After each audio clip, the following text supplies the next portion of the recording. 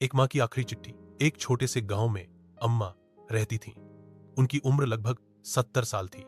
एक बेटा था, रहमान, जिसे उन्होंने बहुत प्यार से पाला था। पति के गुजरने के बाद वही उनका सब कुछ था। लेकिन जैसे जैसे रहमान बड़ा हुआ, उसमें घमंड और बेरुखी आ गई। माँ बुजुर्ग थीं, लेकिन रहमान को उनसे अब शर्म आने लगी थी। कभी उनकी मदद नहीं करता, अक्सर ऊंची आवाज में बात करता।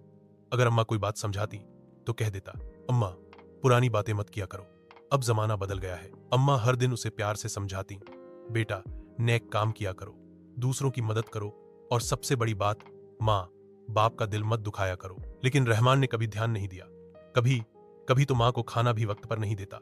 पड़ोसी देखते तो अफसोस करते, कैसी माँ है और कैसा बेटा। एक दिन अम्मा बहुत बीमार पड़ गई। रहमान डॉक्टर तक नहीं लेकर गया। अम्मा ने उसी हालत में एक चिट्ठी लिखी, पर वो चिट्ठी रहमान को तब मिली जब अम्मा इस दुनिया से जा चुकी थी। अम्मा की चिट्ठी से कुछ पंक्तियां थीं। बेटा, तू मेरा गुरूर था। मैंने तुझे सीने से लगाकर हर तकलीफ झेली, कभी भूखी सोई, लेकिन तुझे पेट भर खिलाया। तुझसे कभी कुछ नहीं मांगा, बस इतना चाहा कि तू नेक इंसान बने। अगर मैंने तुझे कभी तकलीफ दी हो तो माफ करना, लेकिन मेरी एक बात याद रखना, माँ का दिल कभी मत दुखाना, क्योंकि जब माँ चली जाती है तभी उसकी अहमियत समझ आती है। अब मेरी आंखें हमेशा के लिए बंद हो रही हैं, लेकिन तुझे हमेशा दुआएं देती रहूंगी। चिट्ठी पढ़कर रहमान फूट फूट कर रो पड़ा।